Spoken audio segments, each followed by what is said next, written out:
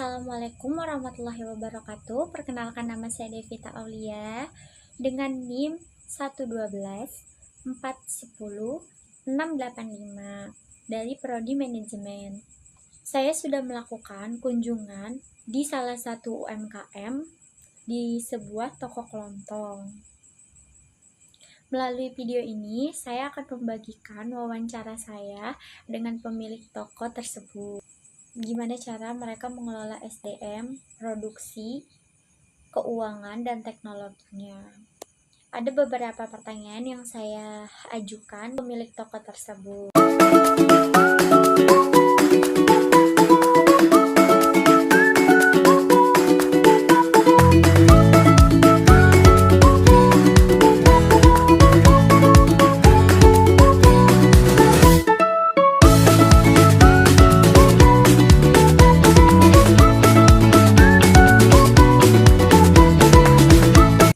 Pemilik toko itu tidak mempunyai karyawan, melainkan menjalankan tokonya dengan sendiri. Pertanyaan untuk produksi, seperti apakah ada produk sendiri? Ternyata tidak ada. Bagaimana proses dan kontrol kualitasnya?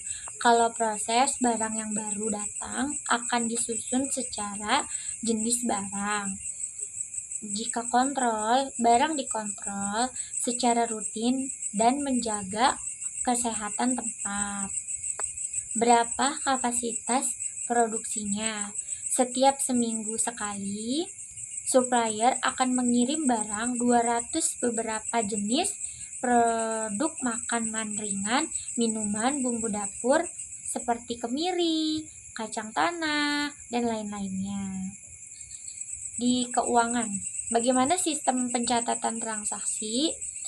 Ternyata sistem transaksinya itu mencatat secara manual. Apa saja metode pembayaran yang diterima, uang tunai atau cash? Bagaimana pengelolaan stok dan laporan keuangan? Stok akan sering-sering dikontrol, pencatatan manual, pemasukan dan pengeluaran toko. Teknologi, apakah menggunakan sistem kasir digital? Tidak ada. Bagaimana teknologi membantu pengelolaan stok atau promosi?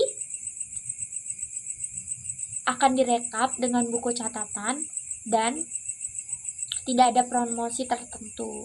Apakah ada layanan online atau rencana mengembangkan teknologi? Tidak ada.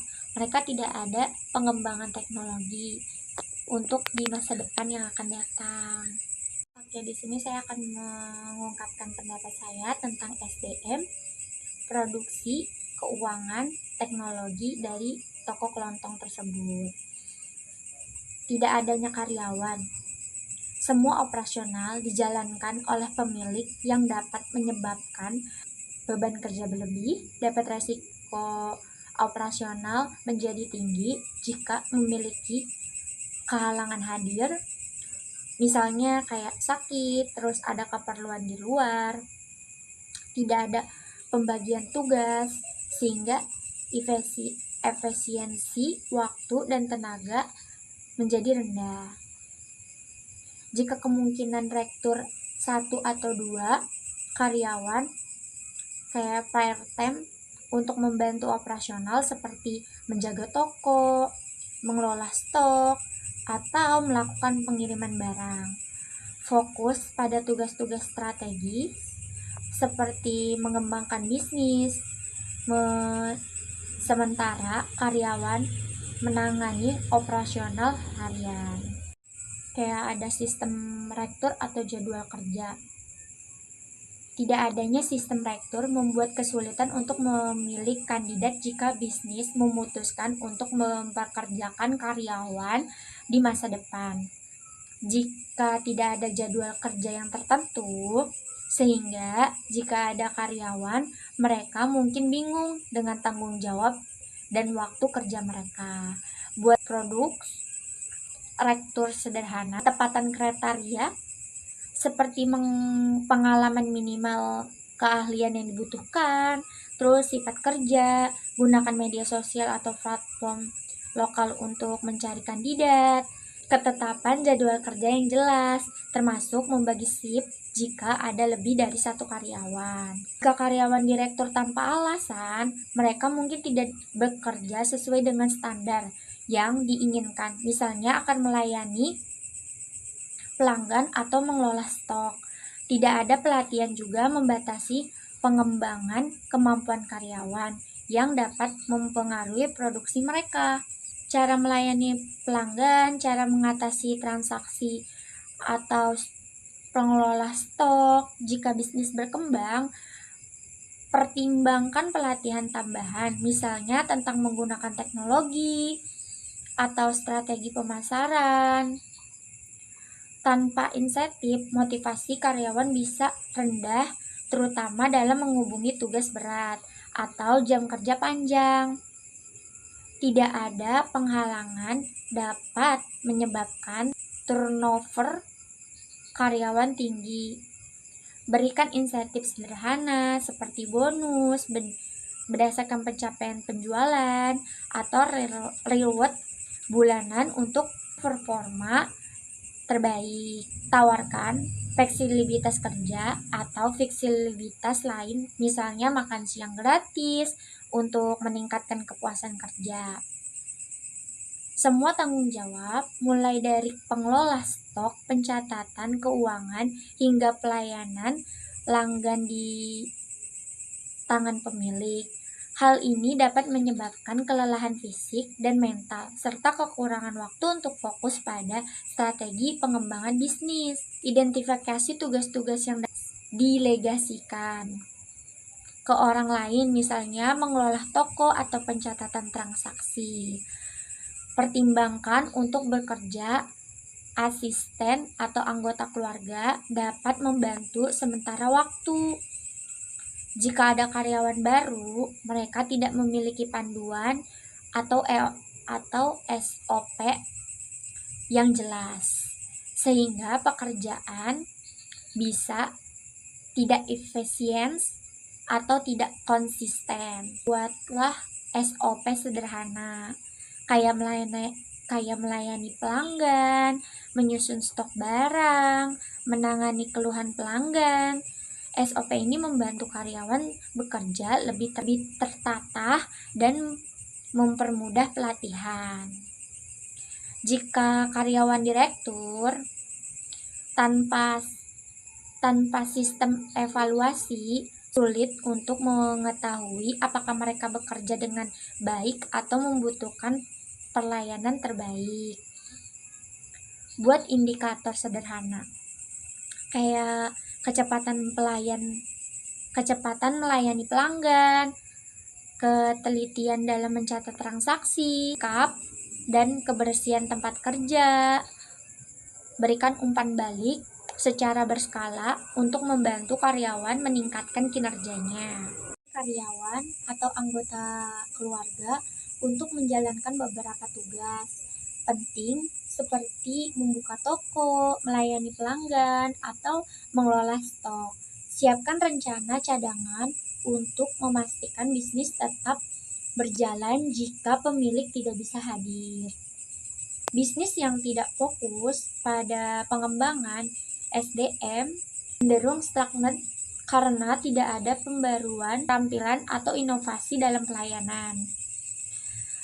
Libatkan karyawan jika tidak ada dalam diskusi tentang ide-ide baru.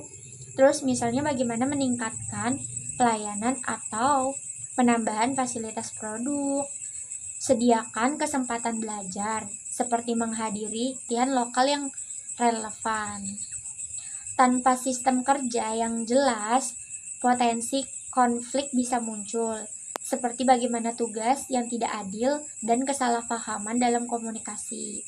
Tetapkan aturan kerja sejak awal, termasuk hak dan tanggung jawab setiap karyawan.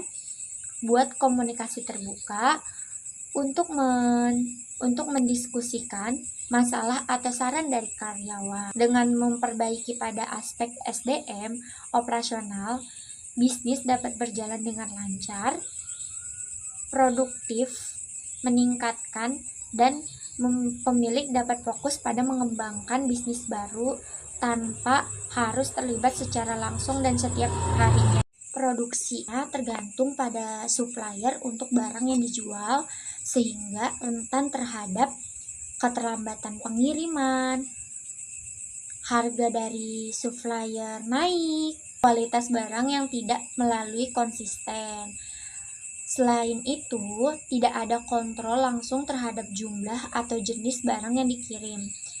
Jalin kerjasama dengan beberapa supplier sebagai cabang untuk mengurangi resiko keterlambatan. Evaluasi supplier secara berskala berdasarkan ketetapan waktu pengiriman dan kualitas barang.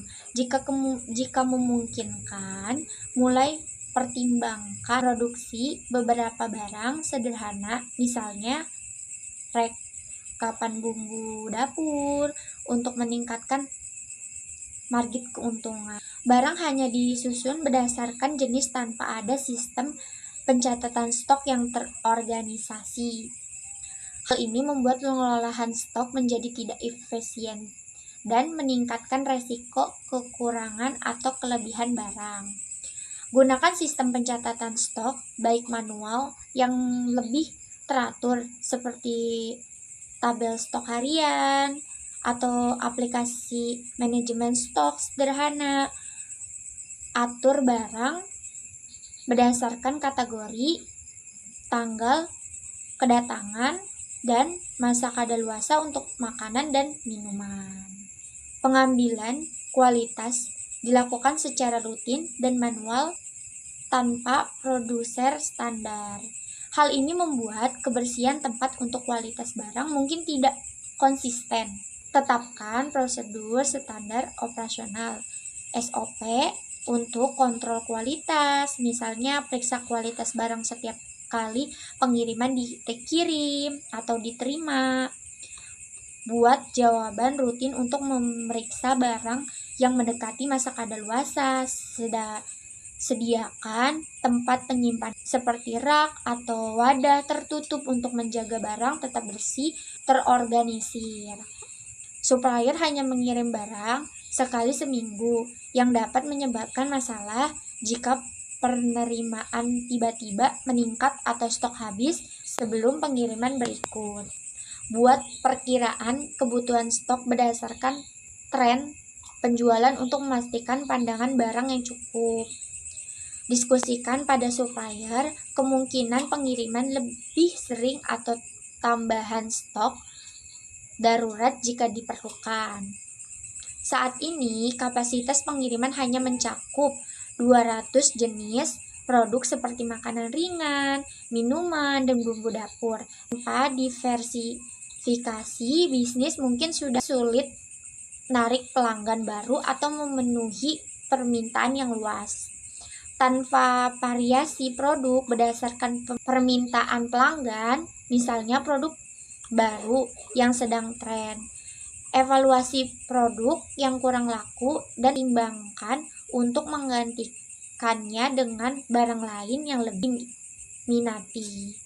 Kebersihan tempat memang dijaga, tetapi tidak ada sistem yang memastikan kondisi barang tetap optimal, suhu atau kelembapannya. Menggunakan alat penyimpanan seperti rak, kontainer tertutup, atau kulkas untuk barang tertentu. Bersihkan area penyimpanan secara berskala dan pastikan tidak ada barang yang rusak atau kadaluarsa. Stok dikelola secara manual sehingga rawan salah hitung atau tidak efisien untuk bisnis dengan banyak jenis barang. Gunakan aplikasi stok sederhana seperti Excel untuk mempermudah pencatatan dan pelaksanaan stok. Sistem digital kemungkinan peringatan optimasi jika stok mulai habis. Bisnis menjadi bergantungan pada kualitas dan kesediaan barang dari supplier yang dapat mempengaruhi reputasi jika ada masalah pada barang yang diterima. Lalu, evaluasi rutin terhadap barang yang dikirim oleh supplier untuk memastikan kualitas tetap terjaga. Bangun hubungan baik dengan supplier agar lebih fleksibel dalam mengirim barang tambahan atau penyesuaian harga. Barang dijual di sebagaimana adanya dari supplier tanpa nilai tambah. Hal ini membuat bisnis tidak memiliki identitas khusus di mata pelanggan. Pertimbangkan untuk melakukan refacking, misalnya bumbu dapur, dalam kemasan unik dengan label toko Anda. Dengan blending produk bisa dijual dengan harga lebih tinggi dan meningkatkan citra bisnis. Proses operasional seperti penyusunan kontrol, kualitas, dan pengelolaan stok masih dilakukan manual yang memakan waktu dan tenaga. Integrasi teknologi seperti by barcode untuk memudahkan pengelolaan stok. Gunakan aplikasi yang dapat berhubungan mengelola stok dan pencatatan penjualan. Dengan perbaikan pada sistem produksi, bisnis dapat menjadi lebih efisien, fleksibel, dan tahan terhadap resiko operasional. Keuangan di sana. Pencatatan manual memakan waktu, rentan terhadap kesalahan, dan sulit diacak, terutama jika volume transaksi meningkat. Tidak ada laporan otomatis, sehingga analisis keuangan memerlukan usaha ekstra dan beresiko tidak akurat. Gunakan aplikasi mencatat keuangan sederhana seperti buku kas, Mekari, atau catatan keuangan harian. Aplikasi ini membantu mencatat transaksi secara real time, menghasilkan laporan otomatis, dan memudahkan pemantauan pemasukan dan pengeluaran.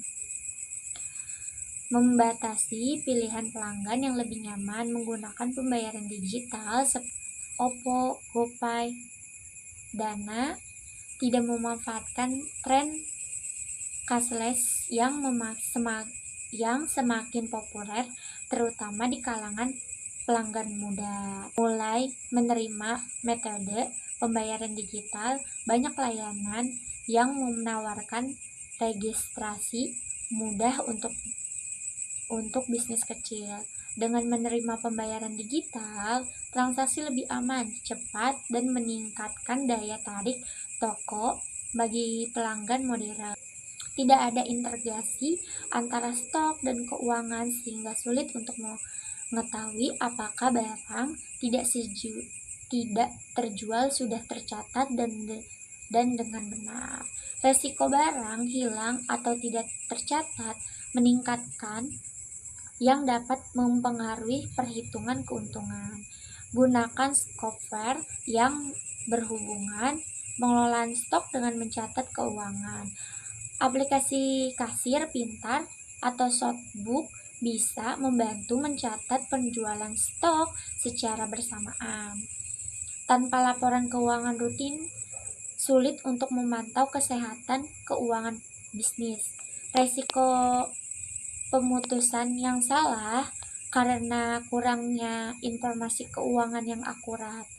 Buat laporan sederhana seperti setiap minggu atau per bulan, total pemasukan dan pengeluaran barang, keuntungan bersih barang yang paling banyak terjual. Aplikasi keuntungan seperti jurnal atau Weaver Accounting bisa membantu membuat laporan otomatis. Tanpa mencatat arus kas yang berstruktur, sulit mengetahui posisi keuangan, termasuk beberapa banyak uang tunai tersedia atau berapa harus bayar di supplier. Catat setiap pemasukan dan pengeluaran dengan detail, termasuk membeli stok, pembayaran supplier, dan biaya operasional. Gunakan metode sederhana seperti buku kas harian atau aplikasi arus kas untuk memantau cash flow. Tidak adanya anggaran untuk stok operasional atau pengembangan bisnis meningkatkan resiko pemborosan atau pengeluaran tidak terkontrol. Tetapkan anggaran mingguan atau bulanan untuk membelikan stok biaya operasional dan dana cadangan. Pastikan setiap pengeluaran dibandingkan dengan anggaran yang sudah ditentukan untuk memastikan efisiensi. Tidak ada sistem audit atau pengiriman ulang, pencatatan keuangan yang meningkatkan resiko kesalahan atau penyelewengan. Lakukan audit internal sederhana setiap akhir bulan untuk mencocokkan transaksi dengan catatan penjual. Gunakan aplikasi yang menggunakan laporan transaksi, Frost, dan diperiksa lebih lanjut. Tidak adanya alokasi dana darurat dapat menyebabkan masalah. Jika bisnis menghadapi situasi mendadak, seperti keterlambatan supplier atau penurunan penjualan, sisinya sebagai keuntungan misalnya 10% sebagai dana darurat menghadapi kondisi tidak terduga. Kurangnya penggunaan teknologi modern seperti aplikasi e-wallet atau bank digital membuat pengelolaan uang lebih lambat dan kurang fleksibel. Gunakan layanan perbankan digital untuk memudahkan transaksi pembayaran supplier dan menerima pembayaran dari pelanggan. Tanpa data keuangan yang terstruktur, sulit mengetahui apakah bisnis mengalami pertumbuhan atau justru stagnasi. Mulai buat indikator kinerja utama seperti penjualan mingguan atau bulanan, keuntungan bersih, pengeluaran stok. Gunakan laporan digital untuk membandingkan kinerja dari waktu ke waktu. Dengan menerapkan solusi ini, pengelolaan keuangan menjadi lebih teratur, efisien, dan transparan yang akan membantu dan mengambil keputusan strategis untuk pembuahan bisnis. Teknologinya, tanpa sistem kasir digital, pencatatan penjualan dilakukan secara manual yang memakan waktu, rentan terhadap kesalahan, dan menyulitkan pelacakan transaksi. Sulit juga untuk menghasilkan laporan otomatis yang memberikan wawasan tentang tren penjualan produk yang laku atau keuntungan harian atau mingguan. Implementasikan sistem POS sederhana yang sesuai dengan kebutuhan bisnis kecil. Banyak aplikasi POS yang terjangkau atau bahkan gratis yang dapat digunakan di perangkat seluler. Stok barang direkap manual menggunakan buku pencatatan yang tidak efisien dan rawan kesalahan. Hal ini juga menyulitkan untuk mengetahui kapan stok mulai menipis. Menggunakan software sederhana untuk manajemen stok seperti aplikasi Excel yang tersusun untuk aplikasi khusus manajemen stok. Beberapa sistem POS juga sudah dilengkapi fitur pengelolaan stok. Tidak adanya aktivitas promosi melalui media sosial atau platform digital mengurangi daya saing bisnis, terutama dengan pelanggan yang semakin banyak beralih ke belanja online. Mulailah dengan membuat akun media sosial seperti Instagram, Facebook, atau WhatsApp untuk mempromosikan produk, menawarkan produk khusus, dan menjangkau pelanggan baru. Bisnis hanya tergantung pada penjual toko fisik. Tanpa layanan online, pelanggan yang tidak dapat mengunjungi toko secara langsung tidak memiliki akses ke produk. Pertimbangkan untuk menjual produk melalui marketplace lokal seperti Tokopedia, Shopee, atau platform e-commerce lainnya. Alternatif lain adalah menyediakan layanan pesan antar melalui aplikasi pesan instan seperti WhatsApp. Pencatatan keuangan secara manual menyulitkan kebutuhan laporan keuangan yang akurat dan cepat.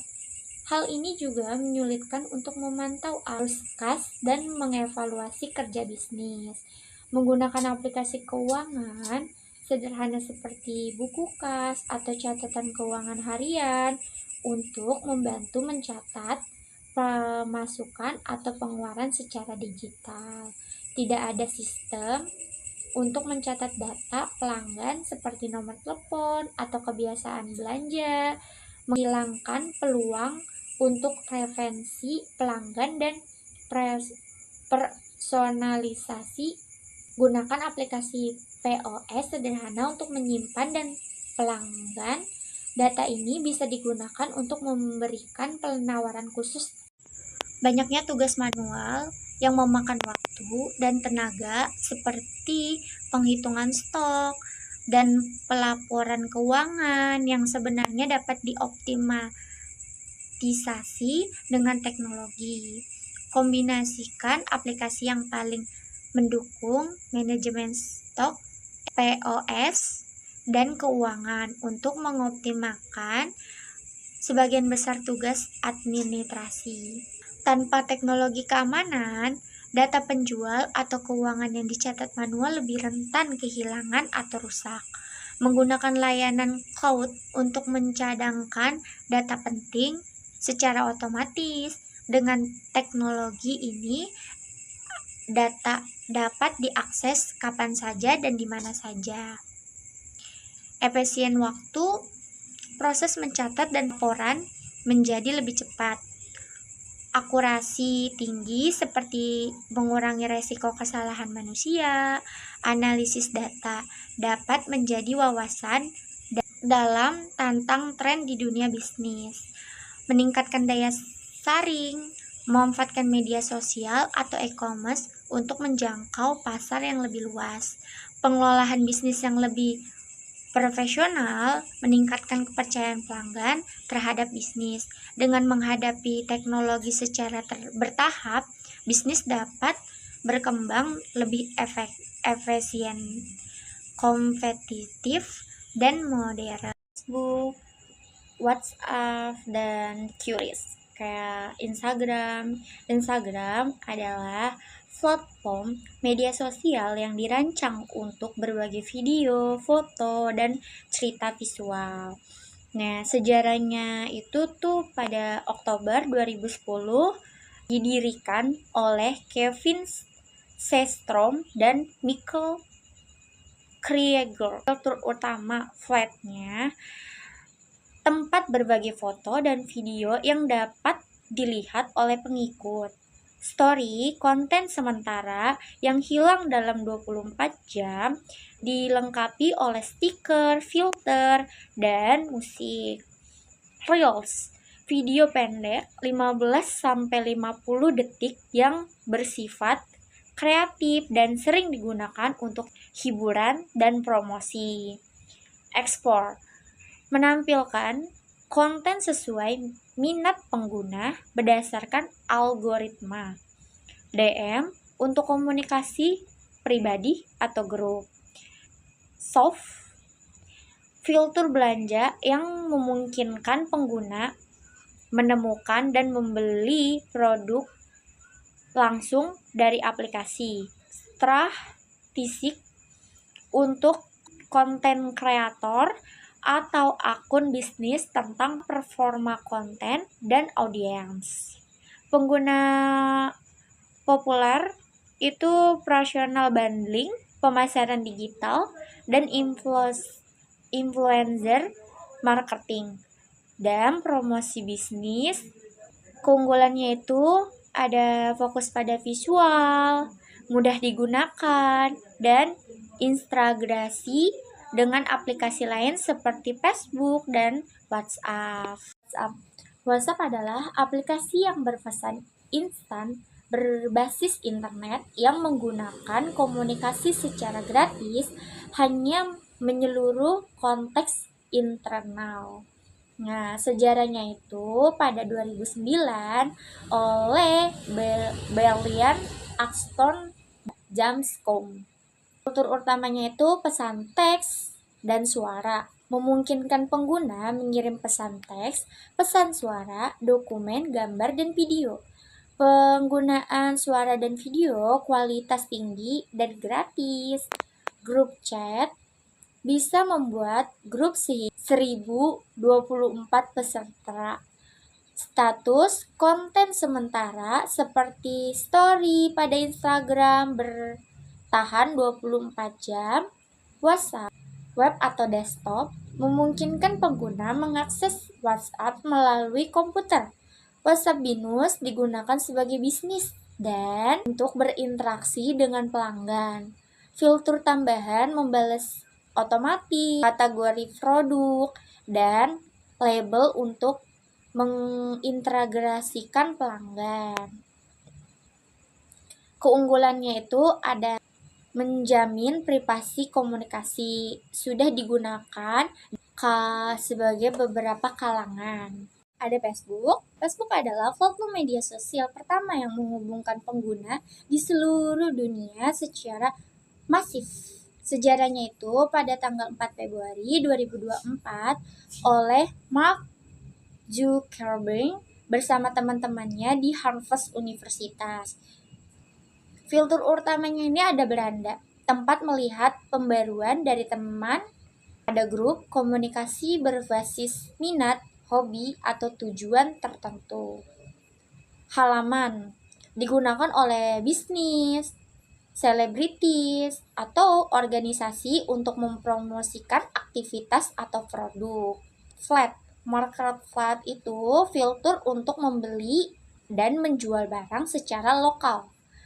Acara untuk membuat dan mengelola undangan acara secara online. Video dan live streaming membagi video atau siaran langsung dengan audiens. Keunggulannya itu berbasis pengguna yang besar, cocok untuk pemasaran digital dan pengiklanan.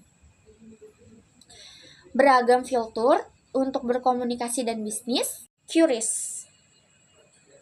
QRIS adalah standar nasional kode QR yang diperkenalkan oleh Bank Indonesia pada 17 Agustus 2019 untuk mendukung inklusi keuangan dan ekonomi digital di Indonesia.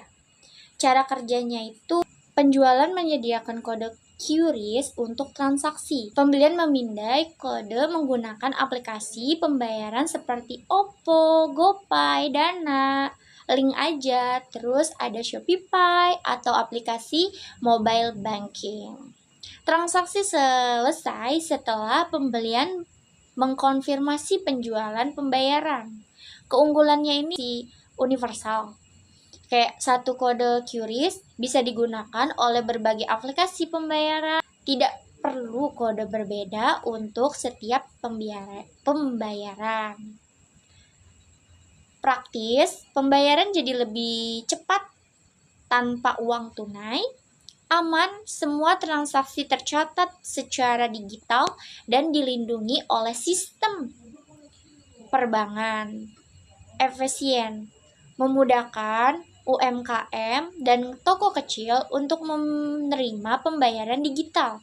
Tujuan utama mengintegrasikan ekosistem pembayaran di Indonesia, mendorong adopsi teknologi keuangan, mendukung gerakan nasional non-tunai atau cash.